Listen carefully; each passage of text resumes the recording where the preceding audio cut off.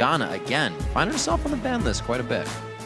Yeah, there are so many weird picks that you have to worry about when you're placing compLexity. If you're Counter Logic Gaming, maybe you don't worry about them though, because Brawler will play, Annie mid. He'll play pretty much whatever he wants mid. And as we said, Westrice also has a very weird champion pool. He's played Garen on purpose. Right. Not many people can say that. They played Garen in a competitive match. But yeah, he's a very diverse This is true. fellow as well. And then, of course, Bubba, as you just saw on your screen, he would love to pick up Braum just because it works well with his in-game and out-of-game appearance. I think Aframu should get a mustache. Yeah? Yeah. Just cuz. Just get one, a fake one. I think that Sure. Why not? You could grow a real one, but fake ones are much better. All right. Because you can just take it off when you're done. You're not stuck with it.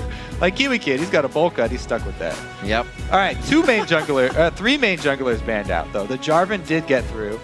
Dexter definitely has put some time in on Jarvan as well, so they could try and snatch up that one if they feel that's a key fourth jungler. But I really think that Jarvan is on a similar level to a lot of the other ones left up, and it's not a really first pick priority. There's so many other things, like Jax is up, like Twisted Fate and all these. There's so many mid laners that are up right now, actually. Not an early Twisted Fate would be a bad idea, but... How about an early Braum? Keep him in 100% no this Bubba week. Up stash lord. Yeah, he doesn't get to rock the stash. Aframu knows he took that away. But they take away Double Lift's Lucian. I've seen so many teams prioritize Lucian over Braum when posed with this first round choice of either of the two for the bottom lane. But CLG put more importance on the Braum. AD carries have held high importance today as well. Gonna remember Wild Turtle's first Corki pick, and this is another AD carry denial as Westrice first picks their Lucian. Yeah, I mean, while Double Lift really does value Lucian, and of course he values it as the top when there are other choices available, as we've seen. Twitch definitely prominent, especially with Braum. The fact that you can stealth up on someone to ambush them, but also have Braum be able to dash to you then and say, I've got a giant shield in my face as well, means there's no rebuttal for whoever Twitch challenges. Right. If you have Braum jumping right back onto Twitch after he pops out, there's no way you're going to stand and fight that. You have to run. And it makes it really hard because Braum's right there stunning you up. I remember all the way back to MLG, Westrice with FX Open, there was that Twitch game he had where he picked Rengar, and I forgot who it was against, but he made that Twitch's life miserable. The cat and the mouse. We'll see if he goes for it this time. It'll be quite far down the line if he gets that pick in. But we will see what Brawley has for the crowd. It could be an Orianna, and it is a bit of a long-range ball delivery system. Another Nocturne as well. High priority as far as the lower tier junglers go. We'll see how well Kez is able to make use of this one, because Nocturne definitely does need a bit more intensive farming. People who are just used to playing these top tier junglers that are strong early game regardless, and spend a lot of money on wards there. As we saw in the last game, Crumb spent a lot of time, hard farming very early on, and then once he hit 6 is really the time where he started imposing his will on the lanes and getting those ganks down. We'll see if Kez is actually going to make that happen as well, because it's the same lane he'll be ganking for, a Lucian Thresh. Everybody's happy about going into that duo. Yeah, if Kez plays it like Crumbs did, very safe, even though the lanes were ganking. He still came back in the end. We're going to get a Vi coming in here for Dexter. It's been a bit since he played that lane. Remember that back in the Battle of the Atlantic and a few times since, but it's been the Elise, it's been Kha'Zix, it's been different. Not that Vi. Really, really happy with Vi, one of my favorite champions in the game, just because it's so satisfying to punch, but also very satisfying for CLG. This combo with Vi and Braum is a very strong engage. Even if Seraph is not able to get the best flank with Shyvana, they can go right up the middle with that combo. And there's so much diving power with the Braum, Vi, and Shyvana that they can take pressure off of Twitch. And with Link able to ult him, even if Nocturne does dive in there, Twitch may have an okay time. Ooh, they add in another diver though. There's the combo of Jax plus Nocturne. West Rice gets Jax in this matchup. Last time they faced, it was a Shyvana versus a Jackson. It was in Seraph's hands, so we'll see what West Rice can do with that pickup this time. Seraph has been on that Shyvana before. He kind of revolves around the 4 champions of Aurelia, Shyvana, Renekton, and now I'm going to forget Jax. Yeah, I just said it. That's one. So we'll see what he can do in the top lane. We've kind of not pointed fingers to the top lane, but are still waiting for Seraph to do more than keep himself safe. Be a big initiator for the team and not kind of fumble in initiation. We'll see if he can get in there. And that Counter Logic Gaming has definitely been ironing out any mistakes they have. They're the team that kind of presents the low kill, we just control the map game that's actually quite intense. Yeah, and we'll see if compLexity can actually strike back and win one for the Jax players now. That's right. Because we've had two Jax defeats even after having good starts. So it's all on West Rice shoulders. That's right. And so as we load onto the Rift and the teams storm the front doors to get into each other's base, let's see who's gotten more votes on LOLesports.com. And it's a pretty big 90% of you are calling this game for Counter Logic Gaming. Even with compLexity's semi-recent success in different areas of the game. Remember, you can update your vote with each gank and team fight by tweeting either hashtag CLGwin or hashtag COLWin to @LOLesports. Your votes count, and they are updated in real time on the bottom of our screen during the game. And maybe even some of your tweets at the game will be shown as well, so you can tell your friends. Those are always fun to have those come in late game, especially from the pros. And they're usually pretty funny. All right, well, let's see if they can do it this time around. compLexity, they do have that Jax split push. Hasn't been able to get going for really anybody yet. We'll see what they have. Final game of the day. These guys have been chomping at the bit here for the LCS. Don't forget to stay for the Challenger Series matchups. It'll be quite crazy games as we get tighter and tighter towards the end of the seasons here. And 2.4K to start off. Everybody's even. Go figure. As we make around to the map. Still got some Aframu pulling out the mana pop for himself. Maybe a little bit more harass on that bottom lane or the attempt to get a fight going. Oh, baby, we got a level 1 party. Aframu gets hit up. He gets the heal, but he's the first one to go down. Bubba coming up with first blood. And it's going to be some ball movement for extra vision. You can see if Bubba has any more for himself. Looks like that was the flay damage there. I don't see if he's going to get any hooks. Big counter-strike there from West Rice. Coming up big. Now, usually we'll be like, oh no, first blood went to the support. However, he's also started with that Ruby Crystal, so he's looking for an early Sightstone. Super, super early start to the... Oh no, he has hook. Yeah, hook comes in. They also ignited. We'll take a look at the summoners spent on that first blood as well. Just the ignite and the heal burn for compLexity. Very nice. In exchange for the ignite and heal of CLG. And that's huge. Pink Ward to start off in the bottom lane. Assist across the board. Team kind of penta to start it off. Yeah, well, nice. the early kill, if the assist is split 4 ways, it's pretty small change for everybody else. But the Pink Ward's huge. Oh, no. Oh, can he get another one? Bad news bears. There's the stun. Oh, he flashes the hook. Double lift with the fast fingers. Keeps himself alive. And really from just bad things happening. You know, that is a great trade for compLexity. Oh, yeah. Another big win for them. Oh, they're just going to face check this one. Not much you're going to get out of that. Now, it's a big win for them because West Rice is going to spend a lot of this time probably double jungling. Wow, they back off of it here. They don't have vision. There's a collapse. Another 5-on-5. A flash Another again. Flash blown. Wow. Is the red buff gone? Oh, it's still under contest. Bubba. These hooks aren't hitting, but they're blowing everything. Dexter gets it back. See, he actually has time to clear this as well. He really won't be that bad off on this. And it looks like compLexity wastes a bit of their own time after getting a kill. They do have Pink Wards to start out with, though, so the map control should be in their favor here. To begin the match, West Rice teleports to top lane. Seraph does the same, and we are finally underway after that level 1 back and forth. Great presence of mind there from Dexter to recognize the smite coming in from Kez. He did not blow it early at all. Waited for the exact number. Kez just rushed it down a little bit. Miscalculation there. And Dexter comes away with his own red. So he's going to be very happy with that. And compLexity's early start comes to a halt here. Seems like we got a little clockwork wind-up auto attackage going in here from Prolly onto Link with some ball movement to add extra damage. So even with that flash, or with that flash down, I should say, and the heal up. Uh-oh, Afremu, one link there, could be going down a second time. The 2 shots aren't enough from Robert X. Lee, and double lift putting up the Dukes here as he stands toe-to-toe with 2 of them in the bot lane. Thing is, though, Afremu also has a Targon, so he can help heal up. Right. If he can get to the minion line. He really wants that cannon minion. He's probably going to have to use a Q for it. Ooh, and then skip it over to double lift. But yeah, so he has the Targon charges he can also rely on to heal back up if he gets focused down like that. Whereas Bubba going early Sightstone, he's just going to have to rely on his biscuits. That's a hook there we're looking for. Gets the piercing light. Robert X. Lee tries to deny vision. Great shield coming in, but he puts himself in the brush. He is going to be going down. Double lift may be able to get the kill on Bubba too. He's going to be taking shots. Does he have the slow? There's one. He's going to get locked up. They blow the flash. It cannot get Dexter there in time. He will be there. They hook him in. A great kill for Bubba. The poison won't be enough.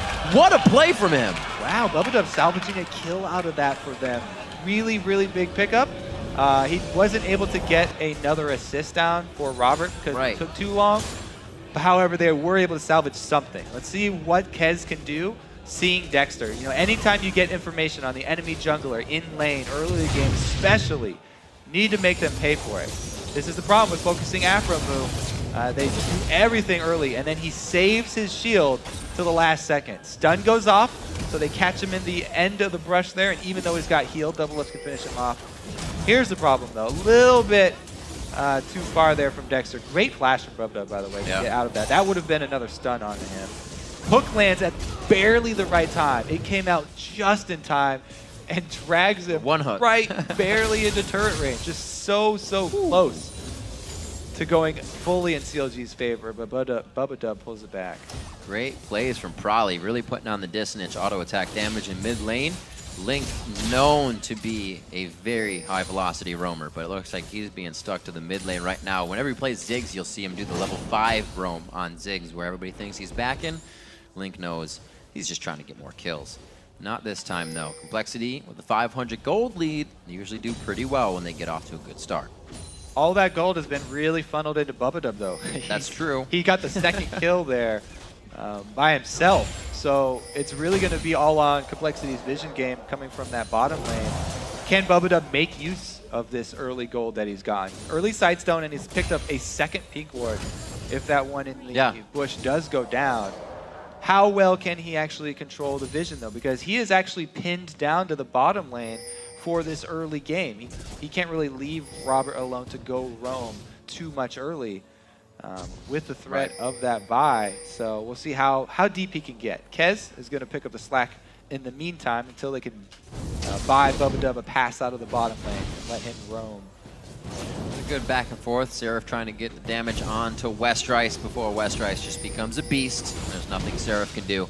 A few more shots back. You were just saying those wards in the bottom lane. Luckily for Bubba, that first pink ward wasn't cleared, so they had some good control still, even getting pushed out of the lane. They can stay safe here. Now back in the position they want with an even higher pink ward as well. They're safe from pretty much everything in the bottom lane. 46-38. We've seen what happens when Robert X. Lee can get a bit of a lead.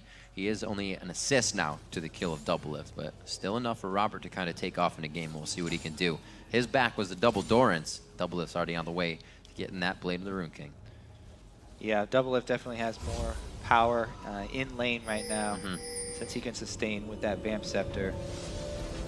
You know, Dexter's hovering around bottom and he has that level 6, so I'm very curious to see if they can actually start something off with Braum. Braum can dash to his own minions, so this compLexity bottom lane have to be wary about standing next to those melees. If you get too close and let Afro close that distance, very easy for him to combo and get one of those stuns off. Dexter, you know, comes over for a lane gank, but then goes back to farm his double golems, seeing as how no action is taking place. Nocturne, not quite level 6 here, since he hasn't been able to participate in that extra kill experience that Dexter has and the lane that he was able to eat off of. I feel like it's going to be quite explosive dragon fight we have here, especially with the control that Dexter and Link can put on a big fight. And then you got to watch out for Prolly's Shockwave. All depends on how the lanes are doing at the time of whoever wants Dragon. 8 minutes so far, so it's going to be getting close as the blue buffs are traded off. compLexity is going to be ready here. Robert Exley and Bubba have had successful time pushing Alpha Moon and Doublelift into the turret since they've been back here. Now, if he could make his way into that bush, then it would be a good gank for Vi, but he doesn't want to wait around that long. And Dexter gives up on that lane. With a couple failed, you know, attempts bottom, or just some time wasted bottom. It's about time to, you know, change direction there for Dexter. Yep. This Jax is having pretty much a free farm up top. Westrice getting off to a very good start here. Early Cutlass already completed. So a Jax getting out of control up top while Dexter focuses bottom. You might want to put a stop to that. We'll see what Kez can do for the team still. Seeing him come in as a sub, we've kind of seen compLexity shaky from week to week with all of their subs. Not the easiest way to start a season, especially with the high caliber of play from all the other teams. They're faring all right, definitely proving themselves here so far against Counter Logic Gaming. Yeah, and let's give Westrice credit for this up top too. Yeah. He had to burn his summoners for all of the early game shenanigans. And, you know, as I said, sharing an assist with 4 other people, a first blood assist, you know, that early in the game is not much money. That's not going to afford him an advantage in lane. So he had to burn his flash and his teleport to get up there early. So it wasn't like he came in with a huge advantage in this. It was a pretty even to start it off. Now he's got very deep vision coverage. So, you know, sometimes Westrice does fall victim to those mid-game ganks where he gets a little aggressive and overextends, but I really like his deep ward over behind that turret. Dexter, though, slips in behind Dragon, trying to take advantage of the recall time of the bottom lane from compLexity, and they do get it. Yeah. Little lax on the side of compLexity there. With the amount of wards they have, they thought that would have been enough, but wait a minute, back and forth, one more bite! Oh my gosh, they both turn out of the chicken fight. And it's going to be about 10 HP on both sides now, regenning as they chug the potions. That was very close. Good both fight. Players knowing Good their limits. Fight. Yeah, very, very good fight there. Extremely even. Problem is, for Seraph, Westrice is able to stay in lane. He's got sustain. He's got a Cutlass. You know, he can lifesteal back up, so he's going to get that extra wave. Even though their duel was pretty much even, Westrice stays, gets another wave, and he will be able to teleport back to lane 2.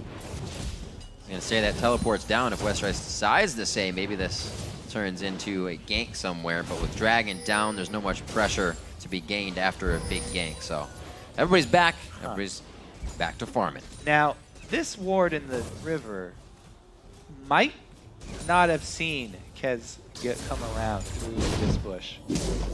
So let's see.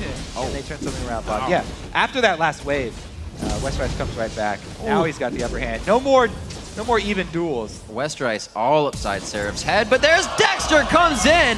Salt and Battery, the Vault Breaker, they open it up. Is there gold inside? Oh no! Wow, that was close. That was close. Great decision there. Dexter does not go for the auto attack finish. His Counter-Strike is up. Cues him to finish it off. Westrice got a little confident. If he had kept running in a straight line and not got back in for the Counter-Strike stun. Quickest way away from your opponent. Straight line. Yeah, might have been able to get out.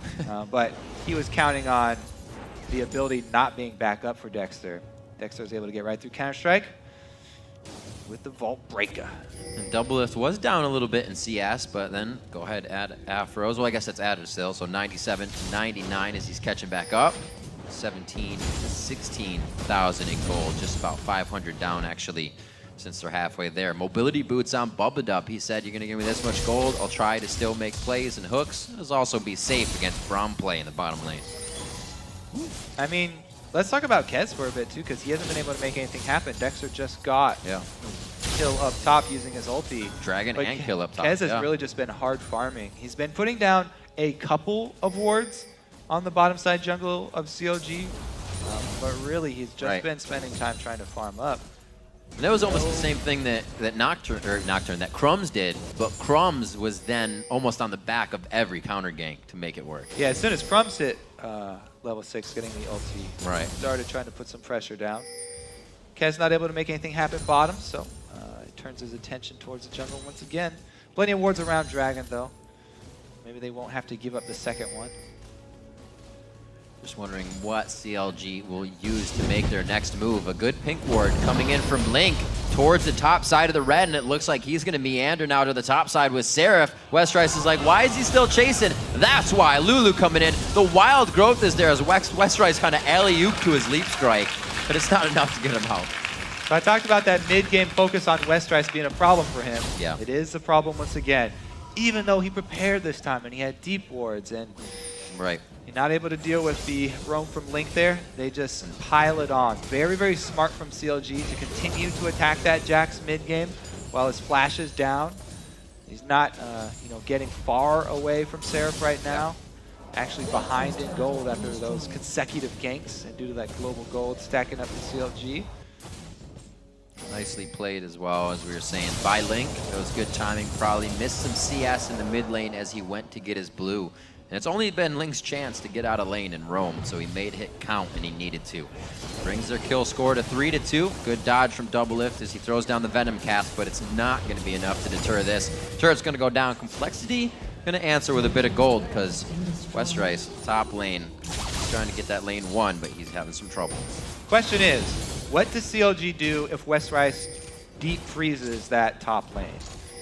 Right now, they've got pretty good wards down in the red side jungle of compLexity, so Seraph can actually extend up there and at least get experience and exchange a little bit of farm with Jax, as long as he doesn't get chased down when Jax completes his Blade of the Ruined King.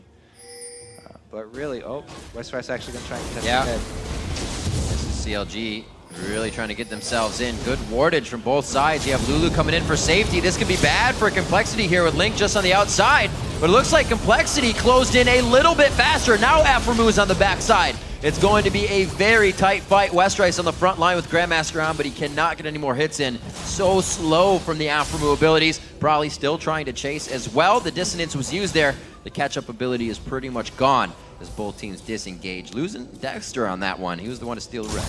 There's the ult from Kez. Finally, all that jungle farm comes to fruition right there. He's able to get the answer kill and double buffs for Prawley, who's a beast right now. He's been in command of the mid lane here with a pretty big CS lead over Link due to the roaming, and now he's got double buffs to work with. After the purchase, let's see if compLexity can make that translate into a dragon, because dragon coming up 20 seconds. They would like to actually make use of this. They've just hit a Blade of the Ruined King on Jax too. Perfect timing for that. Big power spike for him.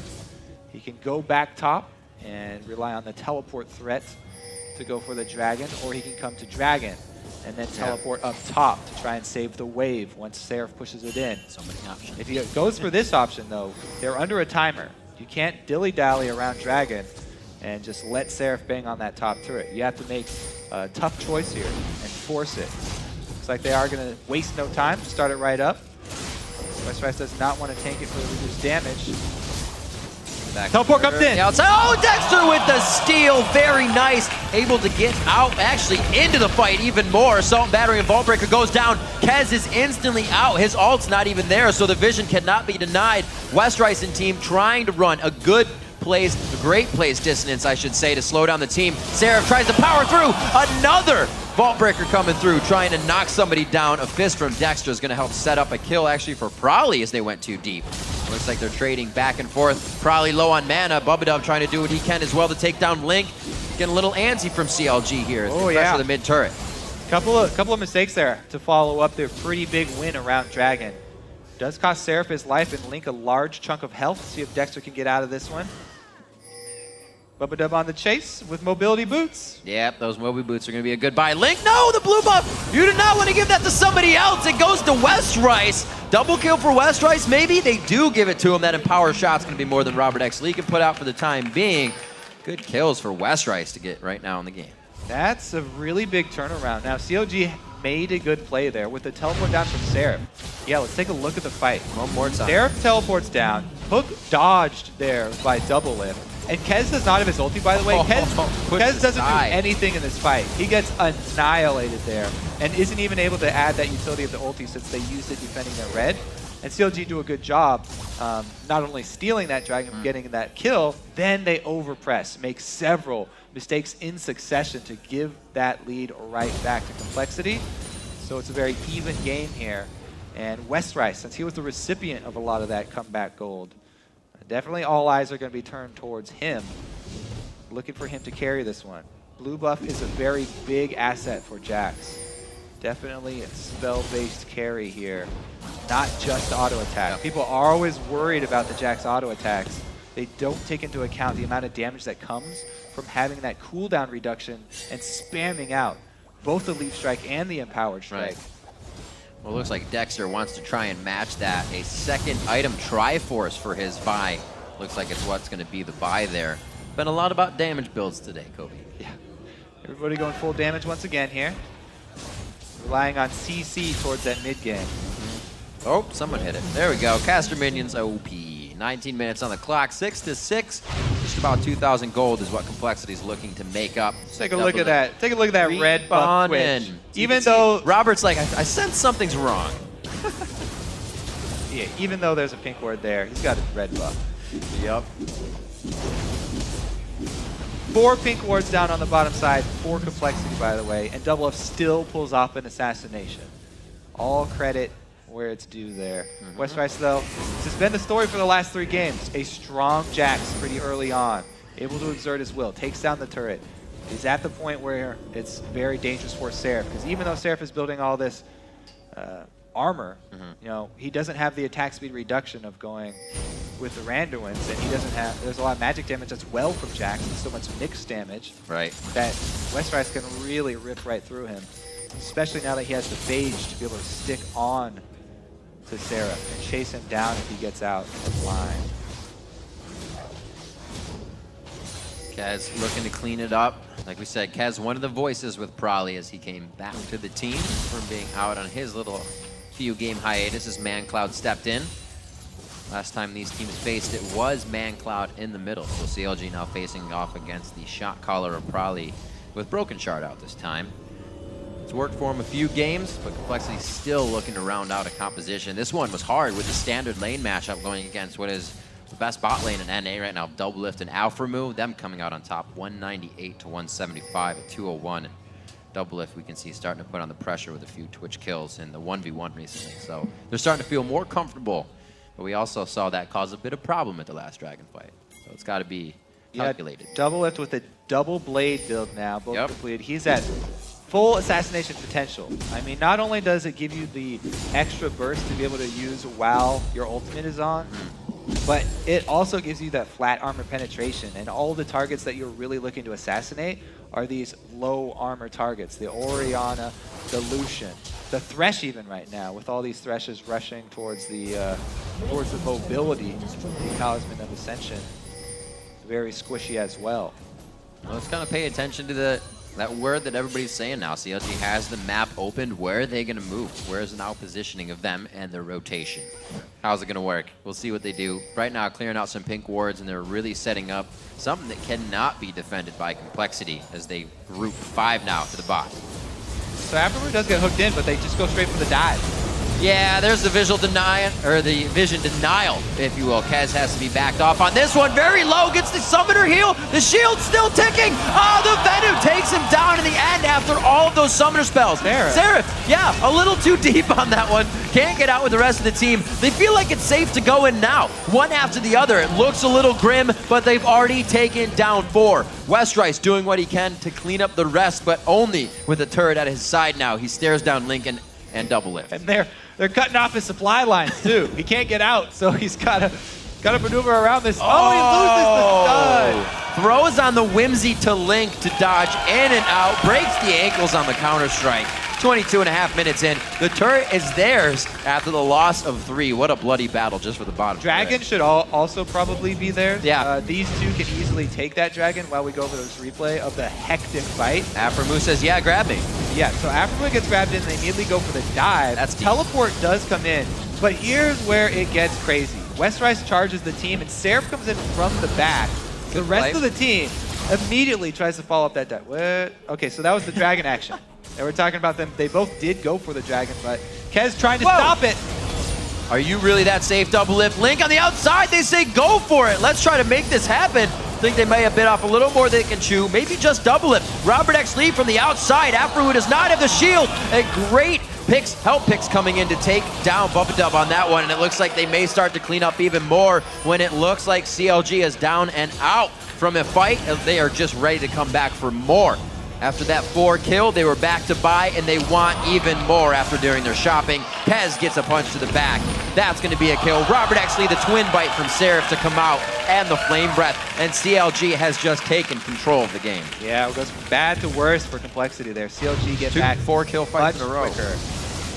Double Lift just finishes off that pink ward in time too, but a great hook from Bubba Dub there makes that.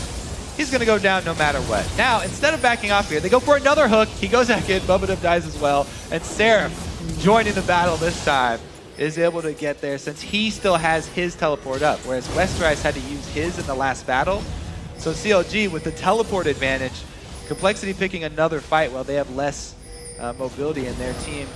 Their tank's not able to join the fight. Seraph cleans up another kill. Great answer there from Seraph. Slow and methodical now. Counter Logic Gaming knows they're in the lead. Going to try to push complexity into something they want nothing of. Let's see if they can do that with the wards here, since it might be just barren. Now, that last, it seemed really chaotic down there with the last couple fights at bottom turret and then dragon. But that's because that's actually CLG's plan. Coming into this, they don't have siege, and they don't want to try and siege and wait around at a turret because Westerice is just going to out-split push them. So they're immediately looking to force something anyway. If Afro gets hooked in, that's not bad for them at all. He's the giant tank. He's going to want to soak up a lot. He's trying to put up the shield and take damage anyway. So that was pretty much all according to CLG's plan. Definitely, regardless of getting hooked under the turret. Seraph was already there in position anyway, and they really capitalized well on that dive. Even though it's not exactly the way you want to start off the dive, it made it work very well, and complexity trying to rush after it really turned against them. So CLG's comp here working the map very well. Don't want to siege up around turrets, take up another neutral objective, while complexity do not want to fight them straight up. Talking a little bit about Aframu. The Braum play fitting him quite well. Whoa! Front line, whoa! Probably to the back line, and he gets dunked down under his own turret. Aframu jumps into the fight. He is just loving the tankiness of his champion on Braum. Kaz is now going to have Seraph under the armpits. They're going to go ahead and take him home. And it looks like they go ahead into the base, not even worrying about turrets. They blurred them out. They're going to go ahead and take these down. 26 minutes on the clock, 20-11. CLG has full control of this game right now. And that's what the dive from this team comp looks like when you don't start it off with a hook and with people a couple seconds behind. Really, really strong open from double lift right there. Under the turret, pops everything. Ghostblade and ulti annihilates both carries from complexity. It was really just the perfect opportunity for double lift. He saw both carries lined up and he just took the shot. Great job by CLG, everyone in position to capitalize on it immediately too. Dexter, Afro jumping right in, and then Seraph joining after as well. The whole team really pushing forward their lead right now, and you can see that Dexter believed they had that quite early. Now he's starting to build some defense, but the damage he has been able to build. We saw Zero out Prolly with just a few prior attacks from the rest of the team. A help picks at a Glitter Lance, and that's all they needed to pretty much shut down the max crowd control in the fight. Bubba wasn't there to throw down a wall at the time, and if they can have complexity scattered like that in each one of these fights, CLG is going to just methodically walk into the base as usual and take it all. They're a team that's known to go from your inhibitor to inhibitor and take all 11 turrets in the game. Yeah, coming into this, the main thing on my mind was how are CLG going to pull off these dives against Nocturne, who's going to dive his infantry team. But if CLG are this compact and this coordinated on their dives, and it doesn't matter if they don't actually have the vision for the rest of their teammates, because all three of these guys go in at the same time. All right, split push here. Let's see if they can. Oh, triple kill coming in for double lift in the bottom side. You saw them planning it. They kept throwing the Whimsy onto double lift. 5 seconds of speed up, and especially coming out of that invisibility, he is going to be a monster. Look at that shield about 600 HP just from the Shield of Help picks. He is safe. They're in the base, and they're looking at Nexus turrets, Kobe. Yeah, that's Siobhan. Oh, wow, Dexter even solos Westrice. Well, Westrice came out of the brush to fight him. Now this game of cat and mouse is turned around the other way, just on the edge. Gets him on the tail side. In the 1v1, Dexter finds the kill, and his team is in the base finding the Nexus. Counter Logic Gaming is going to take down compLexity 28-25.